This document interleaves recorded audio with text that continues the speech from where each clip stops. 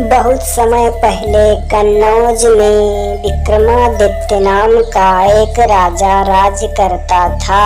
उसकी प्रजा हमेशा खुशहाल रहती थी, क्योंकि वह अपनी प्रजा का बहुत ही ख्याल रखता था और गुप्तचरों से अपने राज्य के बारे में जानकारी प्राप्त करता था।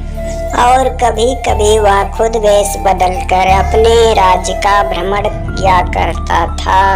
एक बार भ्रमण करते हुए उसे एक भ्रष्ट व्यापारी के बारे में पता चलता है। वह वहां से चुपचाप चला आता है और उस व्यापारी को सबक सिखाने के बारे में योजना बनाने लगता। अगले दिन राजा ने अपने सिपाहियों और गुप्तचरों को बुलाया और भ्रष्ट व्यापारियों का पता लगाने का आदेश दिया। राजा के सिपाही और गुप्तचर मार्केट जाकर भ्रष्ट व्यापारियों के बारे में पता लगाते हैं और राजा को उस भ्रष्ट व्यापारी के बारे में जाकर बताते हैं। और राजा उस व्यापारी को दंड देने के लिए तथा अपनी प्रजा के हित के लिए कुछ सिपाहियों को बुला करके उस व्यापारी को राज दरबार में पेश करने का आदेश देता है।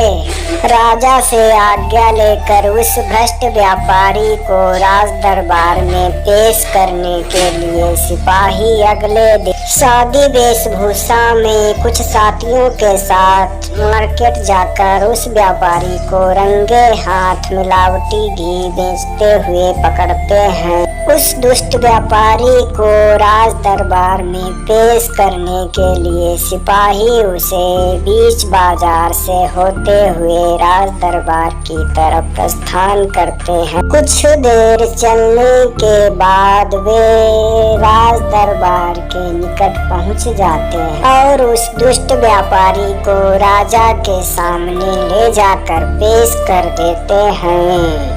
व्यापारी हाथ जोड़कर राजा से क्षमा मांगता है। राजा उसे माफ नहीं करता है और व्यापारी को सजा के रूप में 3 विकल्पों में से चुनने का मौका देता है। पहला, उसे एक बड़ा बर्तन मिलावटी घी पीना पड़ेगा। दूसरा, 100 कोड़ों की मार खानी पड़ेगी और तीसरा और अंतिम विकल्प, उसे 30,000 रुपए का जुर्माना भरना पड़ेगा।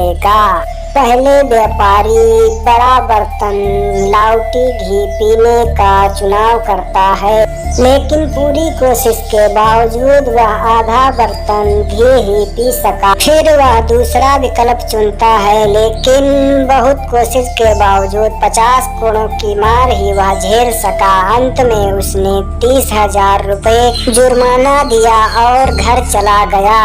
अब राजा के दंड के भय से कोई भी व्यापारी मिलावटी वस्तुएं नहीं बेचता था।